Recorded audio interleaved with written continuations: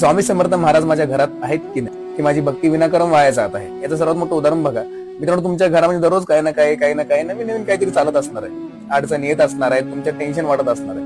मित्रांनो, एक लक्षात ठेवा, चोळप्पा महाराजांच्या घरी स्वामी समर्थ महाराज न बोलवता आलेले होते आणि स्वामी समर्थ महाराज त्यांच्या घरामध्ये दररोज नवनवीन काहीतरी करायचे. म्हणजे कसं, जर कधी चोळप्पा महाराजांची पत्नी स्वयंपाक करायला बसली तर त्यांच्या चुलीमध्ये जाऊन थुकायचे, पाणी चूळ भरून थुकायचे, म्हणजे चुली जुवायचे ते स्वतः. आणि कधी घरात झोपलेले लोक असतील तर त्याचं एकदम अचानक मोठ्याने ओरडायचे, ते दचकून उठायचे.